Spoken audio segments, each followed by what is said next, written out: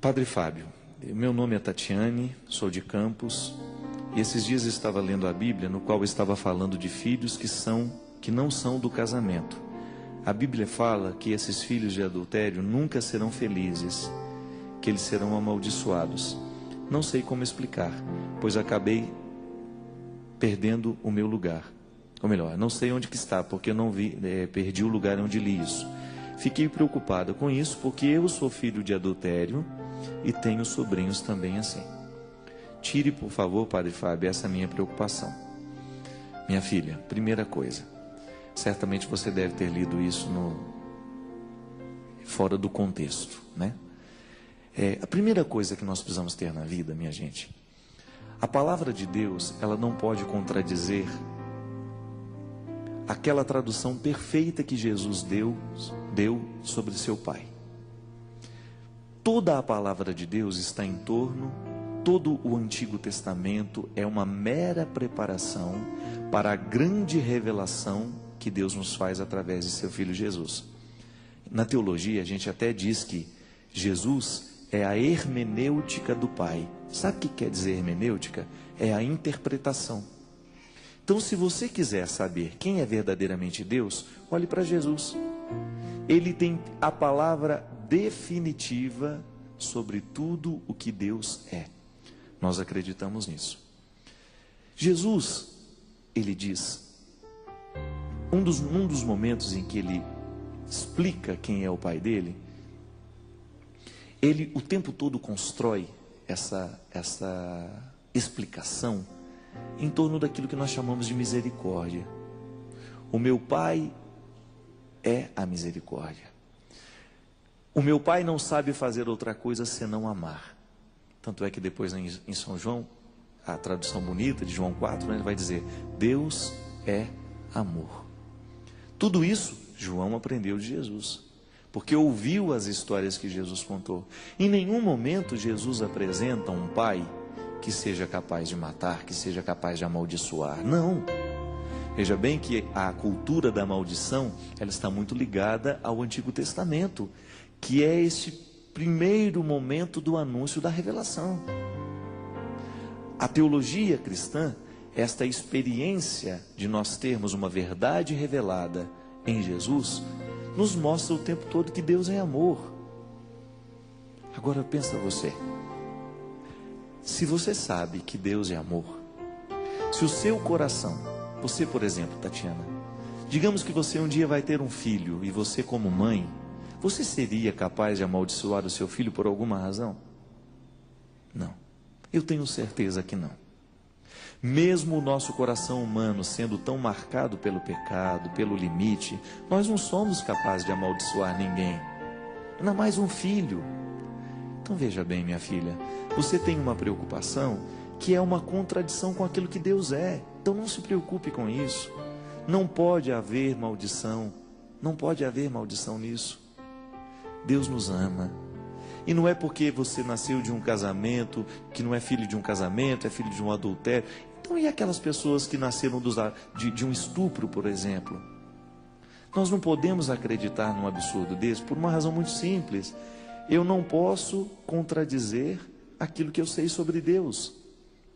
Gente, pode me roubar tudo na vida, só não me roube essa convicção, porque essa eu não abro mão dela. Eu posso abrir mão de tudo aquilo que eu já sei da teologia, pode me dizer que está errado, eu reaprendo, não tem problema.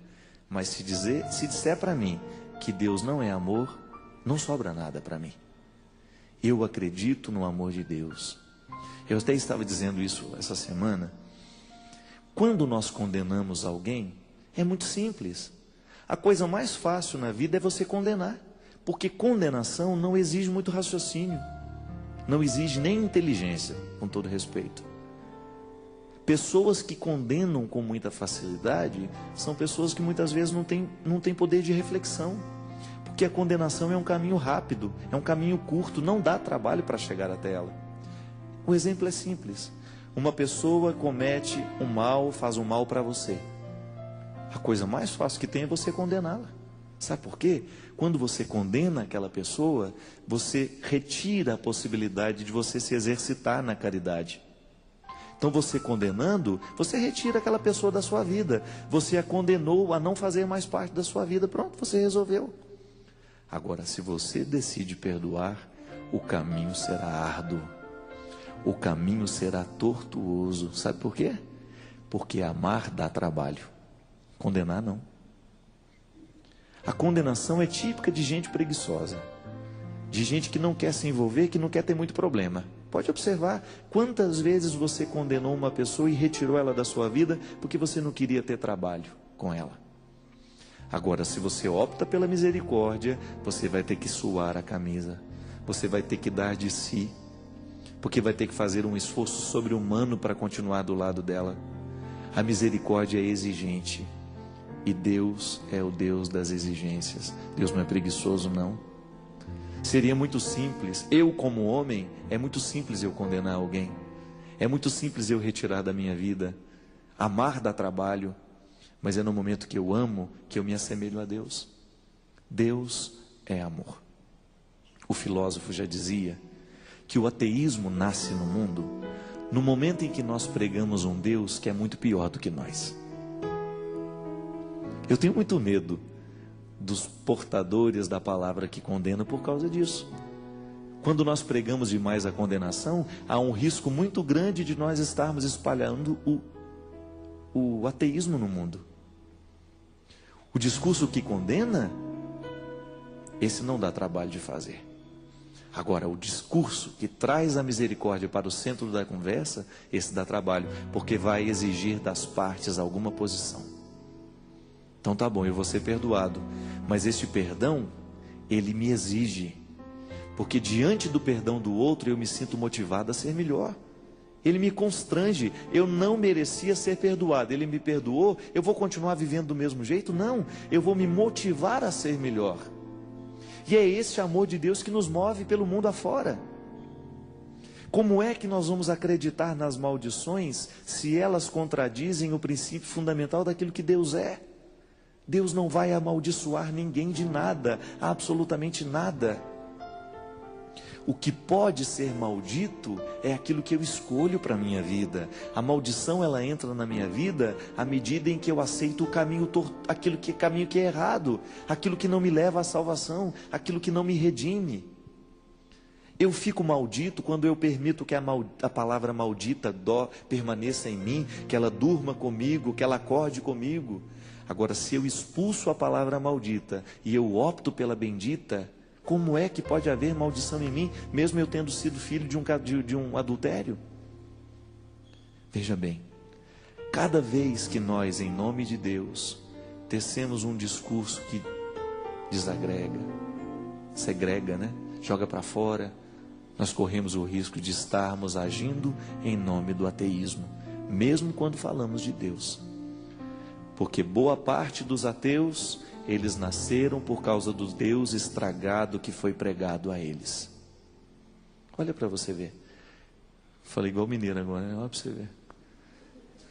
Nietzsche, um dos grandes filósofos ateus, um dos mestres da suspeita, que a gente chama assim.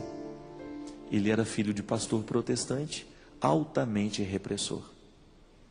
Nietzsche foi educado nas sacristias. Só que aquele Deus que ele ouvia, sendo anunciado nos púlpitos das igrejas, ele era pior do que os homens. Por isso ele dizia: Deus está morto. Eu não consigo acreditar nisso. Como é que eu posso acreditar num Deus que faz o homem ser miserável o tempo todo? Como é que eu posso acreditar que um Deus queira o homem na miséria o tempo todo, rastejando para poder receber alguma coisa? Não. Veja bem, esse discurso perpassou muito tempo, o discurso cristão. Nós, para falarmos de Deus, nós falávamos do medo. Para ter uma pessoa perto de nós como cristãos, nós colocávamos medo no coração dela. Não é através do medo que nós podemos chegar a Deus. Tanto é que se você coloca autoridade no seu filho por meio do medo, no dia em que ele deixar de ter medo de você, ele não acredita mais em você. Deus tem que chegar pela via do amor, é pelo caminho da luz. Agora, se eu construo um discurso sobre Deus, que coloca este Deus como um absurdo, as pessoas vão olhar e vão dizer: eu não acredito nisso. É aquela velha história. Se eu não sou capaz de amaldiçoar o meu filho, como é que eu vou acreditar num Deus que amaldiçoa? Se eu, que sou marcado pelo pecado e pelo limite, eu não sou capaz de amaldiçoar alguém, eu vou acreditar então num Deus que fica amaldiçoando e querendo a morte de todo mundo? Esse Deus não merece nem o nosso respeito, diriam os ateus. E com razão. Porque isso na verdade não é Deus, é uma caricatura que fizeram dele, uma máscara que fizeram dele. Quantas vezes você ouviu um discurso agressivo em nome de Deus? Não é verdade? Aquele discurso que faz você ter medo de você mesmo, que não lhe coloca em contato com as suas misérias de maneira positiva. Eu não posso lhe fazer sentir-se um nada na vida, não posso. Porque se eu lhe faço sentir-se um nada, não tem nem por onde começar. Se eu lhe entrego uma condenação o tempo todo no discurso que eu lhe faço em nome de Deus, você vai se sentir um condenado a vida inteira e não vai reagir. A psicologia nos ensina que se você quiser um mínimo de resultado com uma criança, você tem que incentivá-la. Mostra para ela as potencialidades dela e ela vai se desenvolver de maneira saudável. Mas se você insistir em mostrar o que ela tem de mais precário, você corre o risco de traumatizar essa criança e de não levá-la a acreditar no verdadeiro potencial que ela tem. Minha gente, o processo religioso é muito semelhante ao processo educacional. Se eu fragilizo e mostro o tempo todo a fragilidade, você não presta, você não presta, eu não presto, você não presta, como é que nós vamos reagir? Onde é que Deus age para eu recomeçar? Como é que Deus pode me atingir, senão pela força que Ele me deu? Não se trata de eu viver aqui um pelagianismo, de poder acreditar que eu vivo a salvação sem a presença de Deus na minha vida. Não. É porque até mesmo o movimento do meu arrependimento dos pecados que eu cometo, é Deus que me dá. Eu não faço nada sem Ele. E este Deus maravilhoso, que é amor, que é misericórdia, não pode ser ensinado com raiva. Outro dia lá em Formiga, na cidade que eu nasci, fica um senhor lá, pregando lá no centro, né? Gente, ele grita o dia inteiro lá, as verdades do Evangelho. E outro dia eu parei para prestar atenção no que ele estava ouvindo. Fiquei de longe, né? Para não falar que o padre estava ouvindo o outro lá, que parece meio louco. Eu fiquei prestando atenção. Tudo que ele fala é muito correto, mas o jeito que ele fala assusta todo mundo. Não conseguimos acreditar naquilo. Como é que eu vou falar que Deus é amor gritando com você? Eu não posso, eu não tenho o direito de gritar com você. Eu não tenho o direito de gritar, muda de vida, criatura, faça isso, senão você está no inferno. Não. Se eu começar a falar muito de inferno, você já vai olhar torto para mim, não. Eu tenho que lhe mostrar o céu. Porque se eu lhe convenço do céu, o inferno deixa de ser um problema para você. Se eu lhe convenço do amor, o desamor deixa de ser um problema na sua vida. Se eu lhe convenço do valor da verdade, a mentira perde o poder em você. E isso é maravilhoso. A força do céu agindo na força humana o tempo todo. É como se fosse uma costura. Sabe a coxa de retalho? Aquela história de você ir juntando os retalhos e depois tem um sentido, depois que tudo foi costuradinho junto. A vida é assim. Quando nós ensinamos este amor em pequenas partes, distribuindo, quando eu falo que Deus é amor, eu lhe ensino a verdade, eu me ensino a verdade. Então nós vamos compondo essa grande colcha que é o amor de Deus e que só pode ser compreendido à medida em que nós olhamos para cada coisa e descobrimos, Deus estava ali naquela hora. O discurso do pregador lá da minha cidade é bom, ele sabe o que fala, mas ele usa um jeito muito estranho de falar. Aquela ira perpassada pelas palavras não vai convencer muita gente não, porque hoje as pessoas não gostam de gente que grita. Nós preferimos muito mais uma repreensão feita numa fala mansa do que feita num grito. Nós prestamos muito mais atenção em quem nos repreende com amor do que quem nos repreende com ódio. E nós precisamos ficar atentos, nós homens da palavra, nós homens do Evangelho, porque o Evangelho é ternura, o Evangelho é acolhimento, e antes de ser repreensão, ele é convite à mudança. Jesus o tempo todo fazia isso. trazia as pessoas para perto dele porque tinha alguma coisa de bom a oferecer. Para que eu vou chegar na sua vida se aquilo que eu quero lhe falar é ruim para você? Para que eu vou usar de um poder de agressão para fazer mais mal a você do que tudo que você já vive de mal? Agora, a minha palavra, o poder da palavra de Jesus em mim é exigente o tempo todo. Eu não prego água com açúcar, porque eu não acredito nisso. Água com açúcar lá em Minas era para acalmar os nervos. Calma nada. Conversa fiada.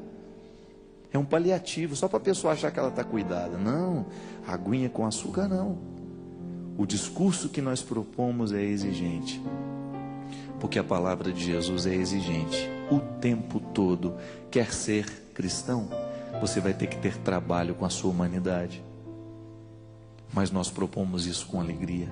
Eu vivo o tempo todo o processo de Deus em mim, você vive o tempo todo o processo de Deus em você, e nós temos que viver isso com alegria, não é? Não é na reclamação. Deus olha nos meus olhos e sorri, porque me quer sorrindo também, mesmo na minha luta do dia a dia. Não desanime. A palavra de Deus para você é sempre amorosa, mesmo que ela vá mexer com você, só é amorosa porque mexe. Quem não ama não está nem aí para o outro. Deixe que ele fique do jeito que ele está. Mas Deus não é indiferente a você. E tudo aquilo que Ele lhe propõe hoje, Ele propõe, porque Ele já enxergou o grande ser humano que existe aí dentro de você, mas que você corre o risco de morrer sem saber quem era, por causa da preguiça, por causa da acomodação. Quanta coisa bonita ainda pode florescer em você.